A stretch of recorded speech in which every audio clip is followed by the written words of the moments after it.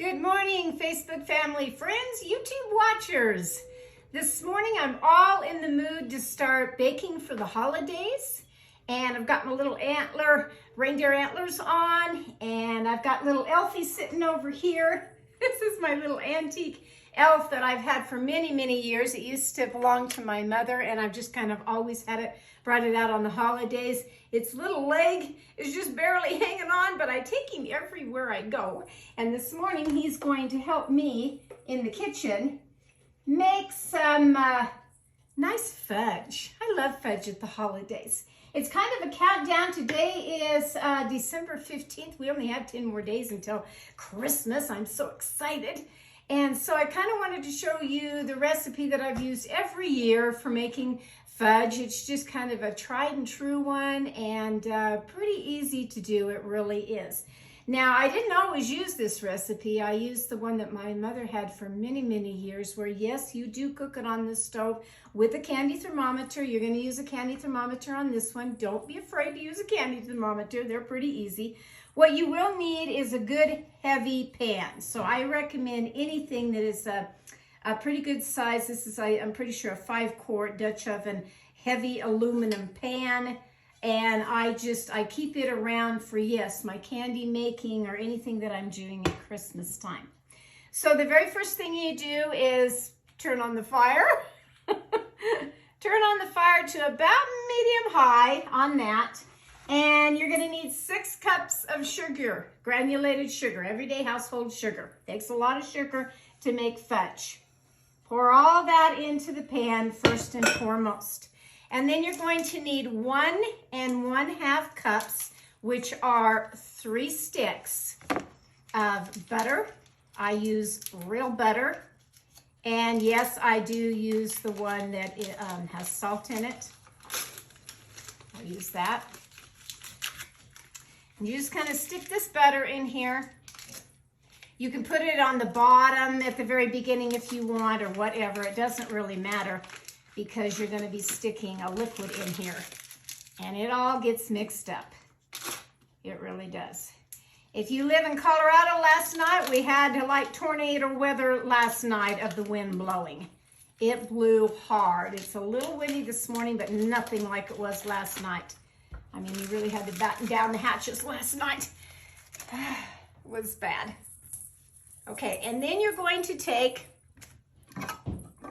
the Carnation evaporated milk and just open it up, and you're going to need 1 1/3 cup of that. So I just like to kind of measure that out to just be sure. 1 1/3 cup. And that goes in the pan. So see, even though you've turned your heat on, you really don't have to worry about anything, because now you have your liquid in there. And you can take your candy thermometer out for a minute while you're just getting this stirred in here. That's what I kind of like to do. And you just want to incorporate that milk and the sugar, and pretty soon that butter will start melting. And I probably will have to pause the video while this, because it takes a few minutes for it to start blending and getting in there.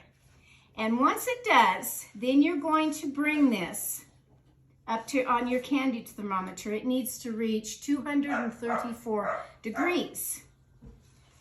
234. Which is, pretty sure, that hard crack stage, if memory serves me correct. Kind of help your butter along. I didn't set my butter out this morning. I was doing other things, and I didn't get it set out so it's nice and soft. So if you set your butter out nice and soft, then you can really cream this together a lot faster. But I'm just helping it along. Like I said, I want to get that milk all into the sugar. Real nice. And then what I do is I just kind of leave it alone until it gets up here to this 234 in the candy thermometer. Put your candy thermometer in your pan where you can see it, where you can eyeball it no matter where you are, you know, walking around the house or doing other things in the house. You want to keep an eye on that. That's the most important thing. So I will pause, see what my puppy dog's bark and all of that, and I'll be right back. Okay, I'm back to show you that my candy thermometer now is reading just above the 200. It's not at 234 just yet. It's a creamy mixture now like this. You have to wait till all that butter melts into the milk and sugar mixture. And it takes, I don't know, probably a good between 5 to 8 minutes, somewhere in there. You just keep an eye on it. So this recipe I just have used every year because the old recipe that my mother used all the time, oh my gosh, your arm completely wore out by the time you were stirring everything for so long. And it was heavy and thick. And you don't need to do that now with this newer version of the same thing. You will need a jar of the marshmallow cream. I get the Kraft, not anything of a generic brand. You'll need a full, this is a 13-ounce jar of the marshmallow cream. You're gonna need some vanilla extract. You're gonna need 2 bags of the milk chocolate, the Nestle Toll House. I get the milk chocolate and I get the regular chocolate. Now you can get the dark chocolate and the milk chocolate would be just fine. It really would. And you're going to be pouring all of that into this mixture. And some good walnuts. Now if you don't like walnuts in your fudge, then okay, leave them out. But I like them in mine. I just really do. And I said, I just kind of keep an eye on this. You're gonna need to cook this a good 4 minutes, 4 to 5, but I do a good 4 minutes of just cooking it at the 234 degrees. I stir it constantly to prevent scorching on the bottom. It'll have little sugar crystals on the side of the pan, and that's okay. Just kind of come along with your spoon. Normally I use a wooden spoon. I just chose this one this morning, but normally I go ahead with a wooden spoon. I'll go ahead and get my hot pad out here. Let's get close. Get you a good 13 by 9 Pyrex pan. I lightly grease the pan. You can either use the cooking spray or you can use butter. Okay, now I've got a good boil coming on to this because I turned it up just a little hair more. Not to scorch it by any means, but I did want it to get boiling.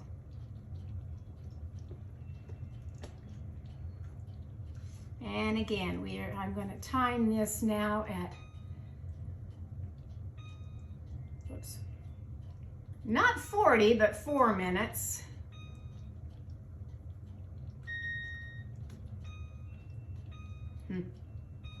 Maybe I will on this convection oven that I've got. Just a good little amount of time. Just keep your eye on the heat and it boiling. This is a real creamy, nice fudge. And I said, if you like a darker fudge, then go with the 2 packages of just the dark chocolate chips. That's always fun too.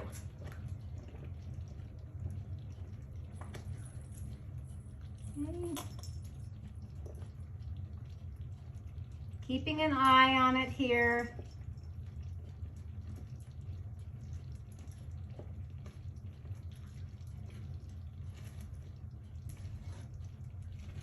This is the start, like I said, to my holiday baking and cooking different things. I've got some good cookies I want to do.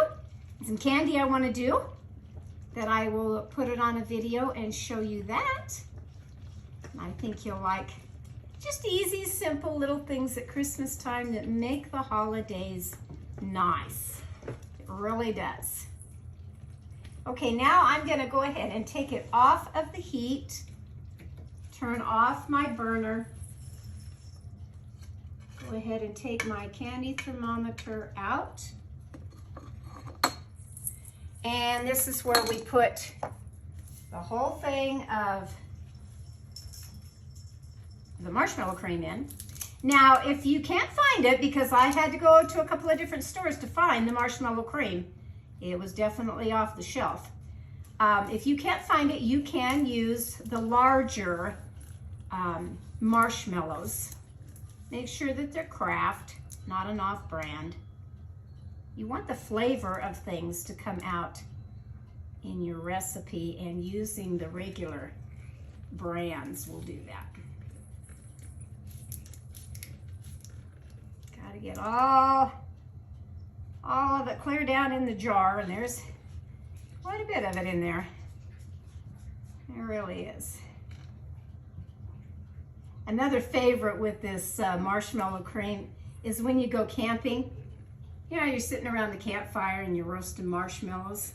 Well, take a strawberry and dip it in the marshmallow cream and then roast it. My gosh, it's so good. My son turned me on to that. He liked that. Okay, then I'm going to take 2 teaspoons. Thought I had all this open this morning. It's not. Brand new bottle. Didn't have open. Anyway, 2 teaspoons of whatever vanilla you have in your house. Doesn't have to be an expensive one or anything for this. Then I'm going to go ahead and pour in all of the chocolate chips because they need to start getting melted into this mixture. Now, this is where your arm comes in, that if you have a helper, that's great too. But you need to mix this very well until it all gets in here. You have to go a little bit slow because this is hot syrup. But you want to get all that mixed in. And make sure that the marshmallow cream isn't showing anymore as far as the white part. That's important too. I don't add my nuts, my walnuts, until I make sure I pretty well have this, you know, combined in here.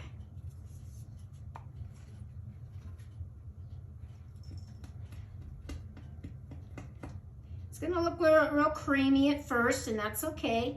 Like I said, if you like a dark fudge, then I recommend going with the packages that just say dark chocolate chips on there. I take 2 cups, excuse me, this morning. I take 2 cups of walnuts, and I don't chop up my walnuts. I never have. I like the whole walnuts because when I cut these into the little squares, it's going to cut a walnut in half anyway.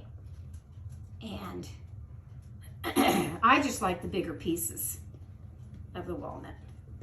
Adding the walnuts now in here will help to mix up this mixture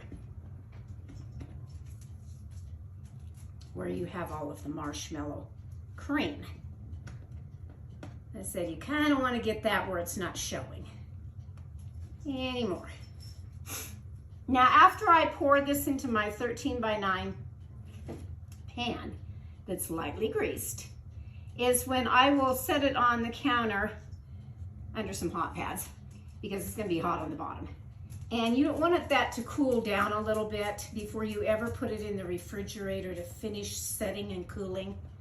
You want to really get that cooled down in your pan.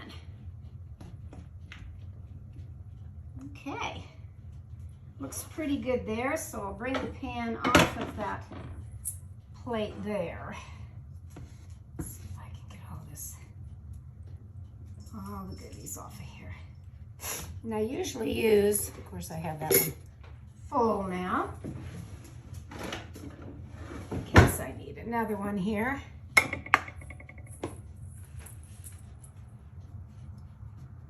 And you just want to take it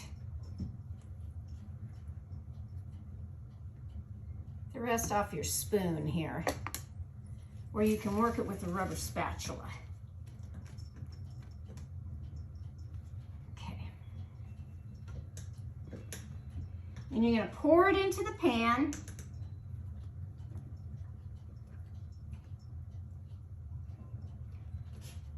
All of it, all of it, all of it into the pan.